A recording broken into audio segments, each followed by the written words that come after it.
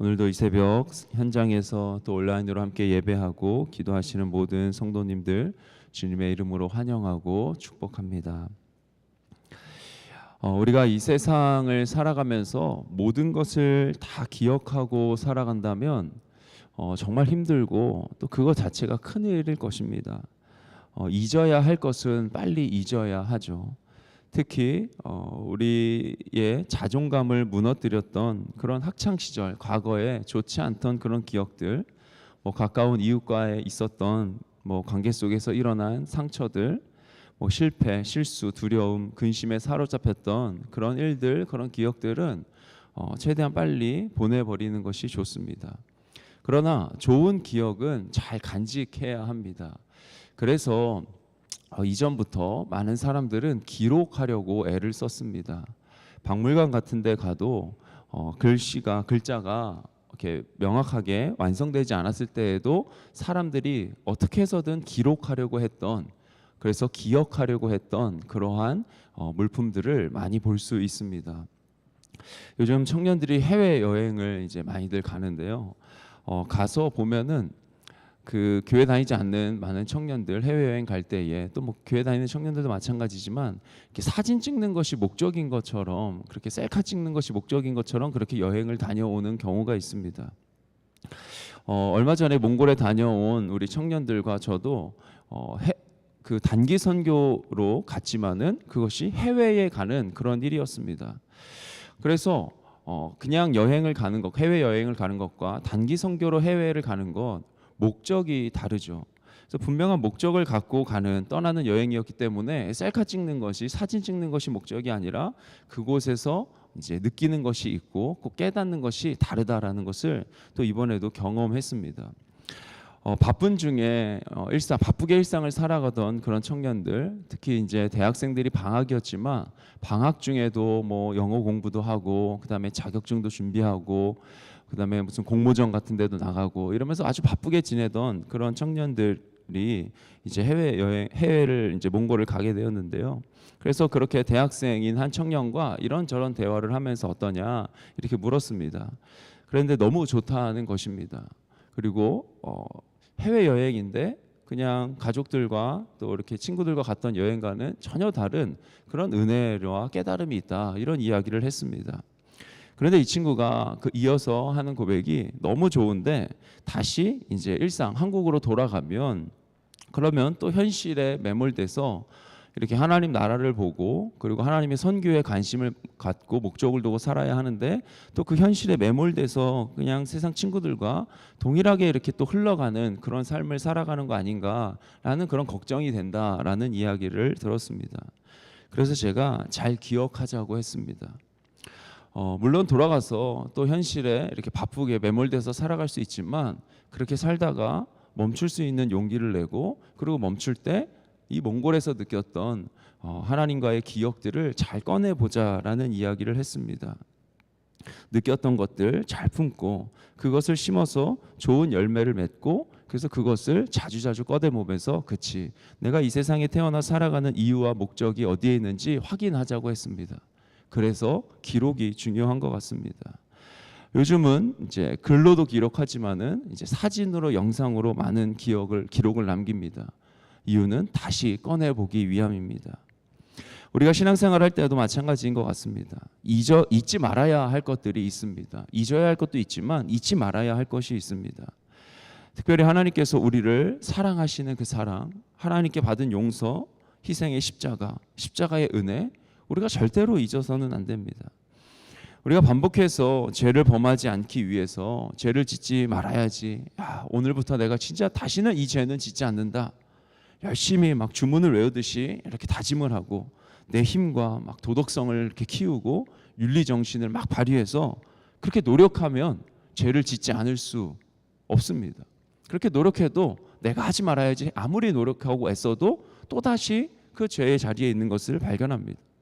오히려 나는 죄를 또 지을 수 있는 존재다라는 것을 인정하고 하나님 앞에서 인정하고 하나님께서 용서하신 은혜를 기억하는 것, 하나님을 사랑하고 하나님의 은혜를 더욱더 사모하며 나를 용서하신 그 십자가의 은혜를 기억하고 그 하나님께로 자연스럽게 계속해서 나가다 보면 그러면 자연스럽게 우리는 하나님이 기뻐하시는 일에 집중하고 하나님이 기뻐하시는 일을 기쁨으로 감당할 수 있게 됩니다. 오늘 본문의 이스라엘 백성들은 다 표현할 수 없는 정말로 기록하기에도 너무나도 벅찬 그런 은혜를 경험했죠. 홍해의 기적을 경험했습니다. 자신들의 노력과 애씀이 아닌 철저한 하나님의 일하심과 하나님의 역사를 체험했습니다. 그리고 그들은 주님의 살아계심을 믿었다라고 고백했고 기록되어 있고 그리고 주님을 찬양했습니다. 그런데 조금 지나 주님이 하신 일을 잊어버립니다. 13절 14절입니다. 오늘 읽었던 본문. 그러나 그들은 그가 행하신 일을 곧 잊어버리며 그의 가르침을 기다리지 아니하고 광야에서 욕심을 크게 내며 사막에서 하나님을 시험하였도다. 아멘. 당장의 불편한 현실, 그 광야길을 걸으며 만나게 되는 그러한 광야에서의 그 불편함, 그 현실, 눈앞에 닥친 그 문제들이 이스라엘 백성들을 사로잡습니다. 광야에서 더 좋은 건 먹겠다며 하나님을 시험합니다. 그래서 그들이 원하는 것을 얻었지만 그들의 영혼은 피폐해져 갑니다. 하나님의 뜻이 아닌 자신들의 욕심에 의해서 움직이고 자신들의 욕심을 채울 때 자신들의 욕심을 요구했던 그 결과로 그들의 영혼은 피폐해집니다. 그리고 그들의 불만은 당시 리더였던 모세와 아론을 시기하며 그들을 반역하게 합니다. 하나님의 산 호렙에서 송아지 우상을 만들어 절하고 그 송아지 우상을 숭배합니다. 영광 그 자체이신 하나님을 소의 형상과 바꾸는 엄청난 죄를 범합니다. 이들이 이러한 죄들을 광야에서 지은 이유가 무엇입니까? 잊어버렸기 때문입니다. 하나님을 잊었습니다.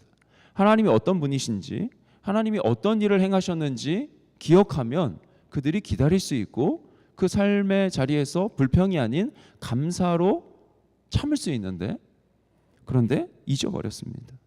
계속해서 불평과 불순종의 길을 걷는 이스라엘 백성들, 하나님을 잊고 죄의 길을 걸어간 이들의 결과, 그들의 결과는 심판이었고 그리고 그대로 가면 멸망이었습니다.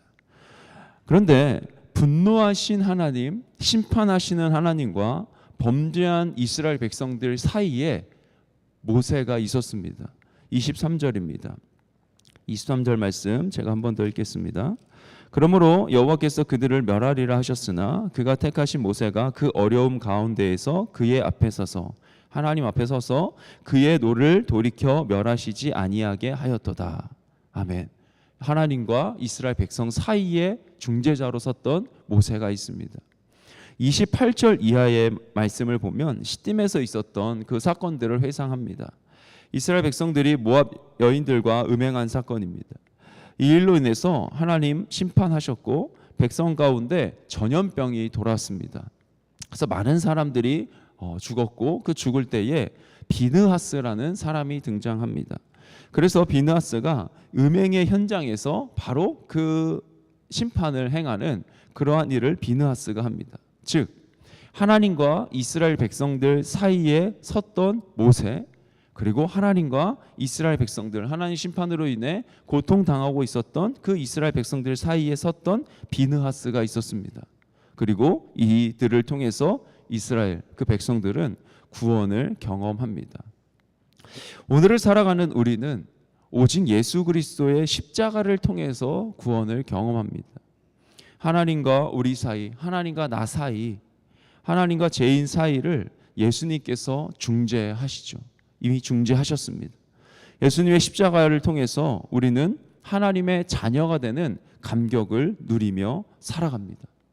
그래서 우리가 날마다 꺼내보고 날마다 되새기며 날마다 감격해야 하는 것은 바로 예수 그리스도의 십자가입니다. 나도 이스라엘 백성들과 동일하게 우상 숭배하고 하나님의 영광을 형상으로 바꾸고 그리고 음행을 저지르고 죄짓는 그래서 이렇게 살다가는 심판과 정죄로 인한 멸망이 내 인생의 결론이었는데 이런 나를 그 죄의 늪에서 건져주신, 이러한 나를 하나님과 화해시켜 주신 바로 예수 그리스도의 십자가, 이것을 믿고 그 기억을 다시금 되새기며 날마다 하루하루 살아가는 것, 그것이 우리의 삶의 가장 큰, 가장 중요한 삶의 자리라고 생각합니다. 하나님 우리를 오늘 이 새벽 그 자리로 부르십니다. 예수 그리스도 십자가를 다시금 기억하고 그 십자가의 은혜에 감격을 누리라 하십니다. 그리고 더 나아가서 그 자리에만 머물러 있는 것이 아니라 이제는 우리가 세상에 서야 하겠습니다.